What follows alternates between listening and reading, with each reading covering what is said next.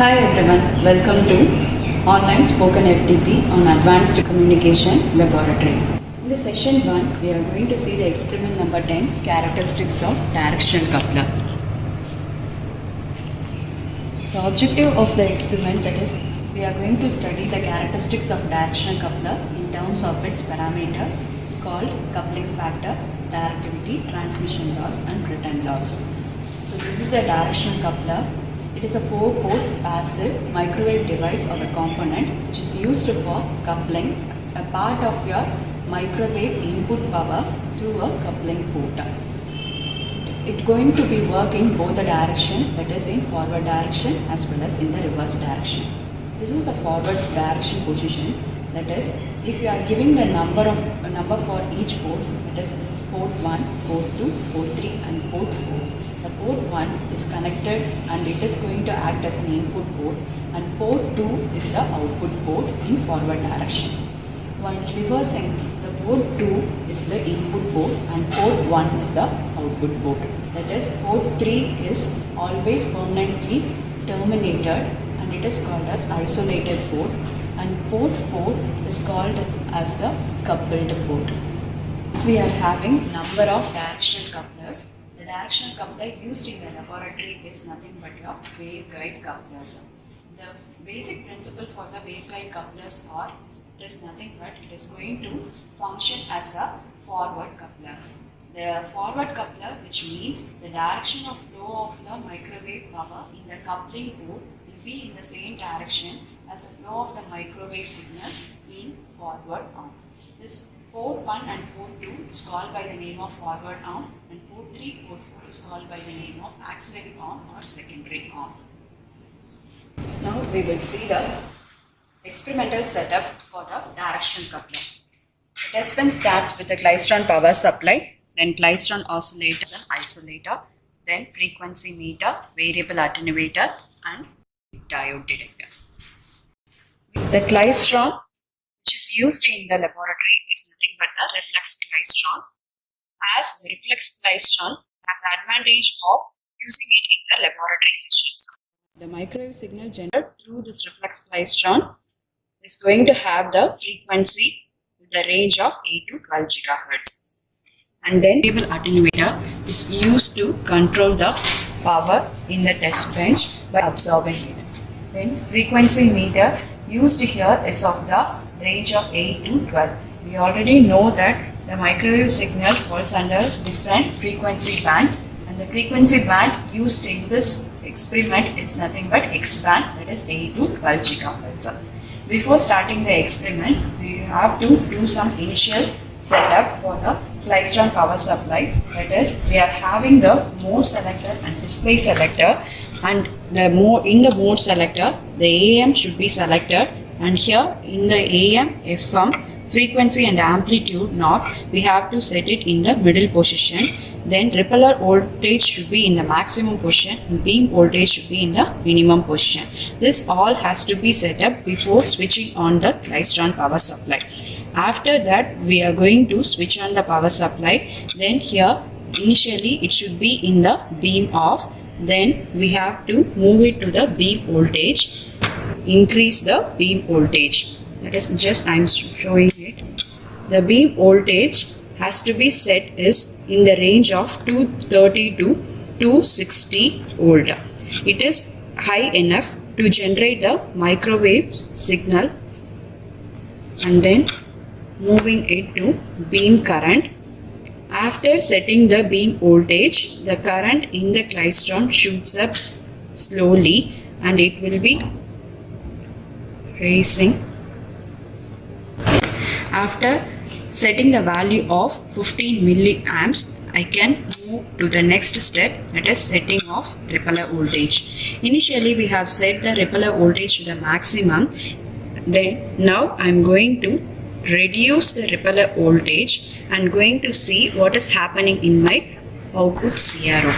That is, whenever I am adjusting the repeller voltage, the amplitude of your microwave signal generator gets changed. As the klystron works on the principle of velocity modulation, here we are having number of modes in it.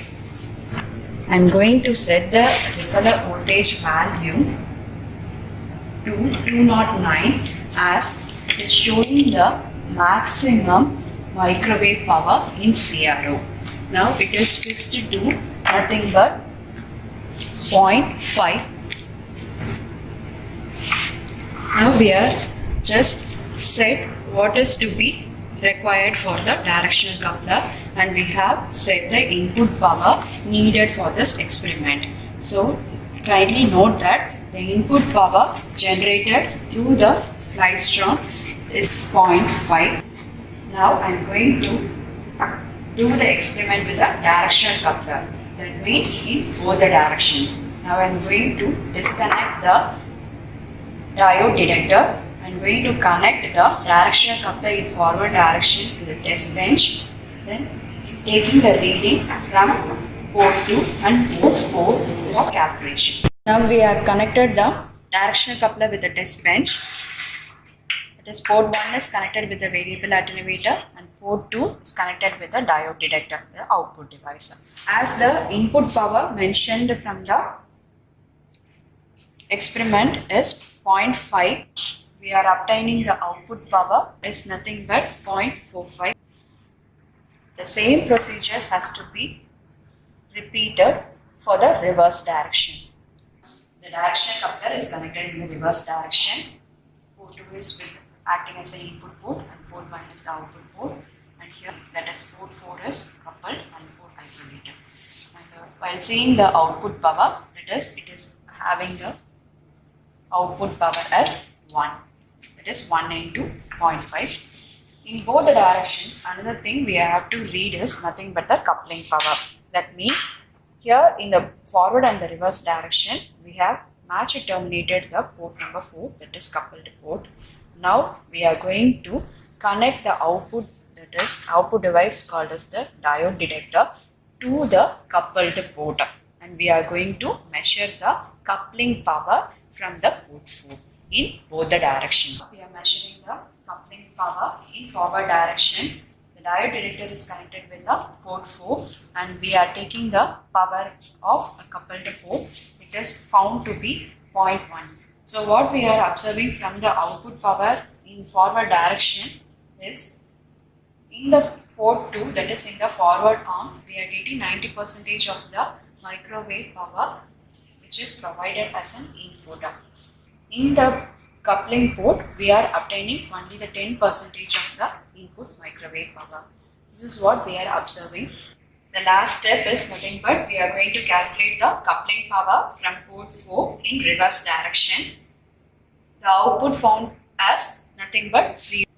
Now we are going to see the calculations of directional coupler. We have completed the experimental part of directional coupler. That is, we have computed the power from the port 2 and port 4, that is output port and coupled port in forward and reverse direction. Now we are moving to the tabulation and calculation part here. So this is the skeleton tabulation for the obtained power reading, that is the forward and reverse position, then power in the main arm P2 in watts, then power in auxiliary arm P4 in forward direction and power in auxiliary arm in reverse direction.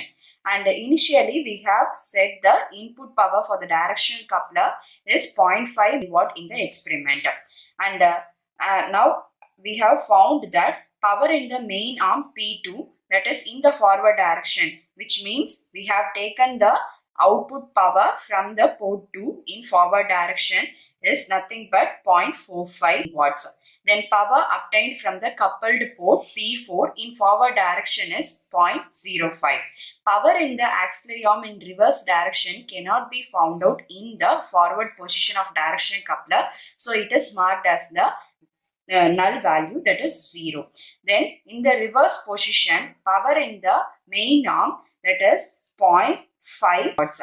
Power in the auxiliary arm in forward direction is not possible in the reverse position of direction coupler, so here also it is null value. Then power in auxiliary arm in reverse direction is nothing but 0, as we are using the waveguide couplers. the value obtained from the coupled port in the reverse direction is 0 here. From these values, now we are moving to the calculation part of the directional coupler. We already know that the basic parameters of directional coupler are nothing but the coupling factor and directivity. So first thing, we are going to the coupling factor calculation. Coupling factor is nothing but the ratio of input power to the coupled power. So 10 log of input power by the coupled power is the formula for the coupling factor. Now it is written as the 10 log of P1 by P4. P1 is nothing but the input power and P4 is nothing but the coupled power, as we have taken the first port as the input port and fourth port as the coupled port. So after substituting the values of the P1 and P4 from the tabulation part, I have obtained the coupling factor in dB, that is 10 dB. By theoretically, we can say the range of the coupling factor can be 3, 6, 10 and 20 dBs. So the coupling factor obtained from the experiment is 10 dB, which is in the range of coupling factor of theoretical directional coupler. Now we are moving to the directivity calculation. Directivity depends upon the isolated and coupled power. So the formula is 10 log of isolated power by coupled output power. So the isolated port is nothing but we have set it as P3 and coupled port is taken as the P4. So the formula is 10 log of P3 by P4. But in practical, that is in our experiment, what we have obtained from the isolated port is nothing but 0, as it is perfectly matched terminated. So the value of directivity is 0. This is not true. So we are rechanging the formula as 10 log of coupled power in forward direction by coupled power in reverse direction. So it is nothing but 10 log of 0.05 divided by 0. So the obtained directivity of the directional coupler from the experiment is nothing but infinity. After finding the coupling factor and directivity, the features or parameters of directional coupler, we are moving into the calculation of S matrix of directional coupler.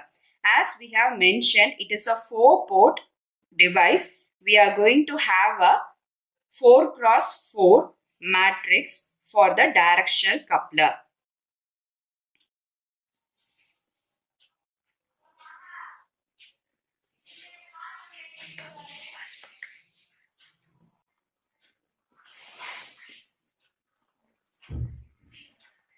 So from the working conditions of the directional coupler, we know that the values of S12 and S14 will be available.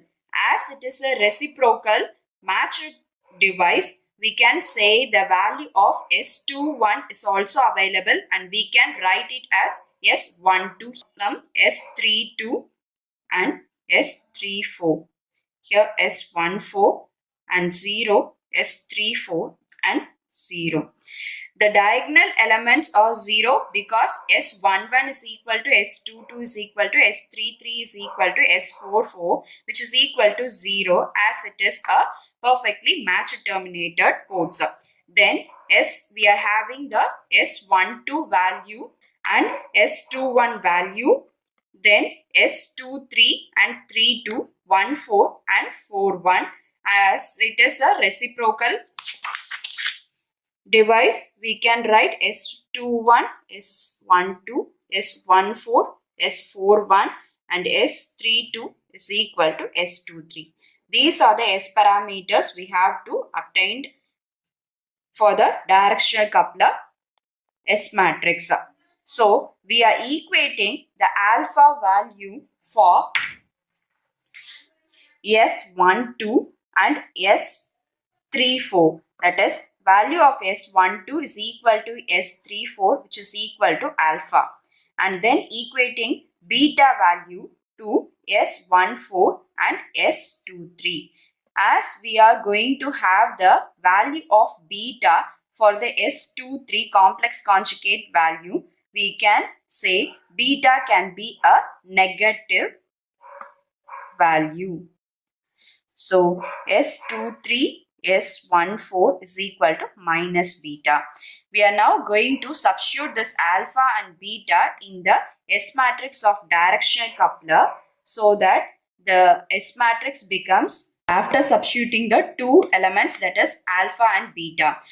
So we are going to calculate the values of transmission and coupling factor through the conservation of energy formula, that is alpha squared plus beta squared is equal to 1 here. So finding the value of alpha first, then we are going to calculate the value beta.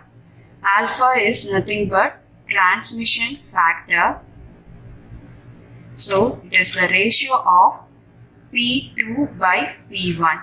P2 is nothing but the output power from port 2 and P1 is nothing but the output from port 1, that is input. So by the S matrix we can write it as S12. It is 0.45 by 0.5. So the alpha value obtained for this experiment is nothing but 0.9. So from this we are moving to this formula and we are going to find the beta value here. So beta squared is equal to 1 minus alpha squared. Beta is equal to square root of 1 minus 0.9 whole square, and the beta value is found as 0.43. So now substituting the alpha and beta in S matrix for directional coupler, and we are writing the S matrix as 0, 0.9, 0, 0.43 and 0.90 minus 0.43, 0, 0, minus 0.43, 0, 0.9, minus 0.43, 0, 0.9 and 0. So from this we can observe that alpha can be any real value.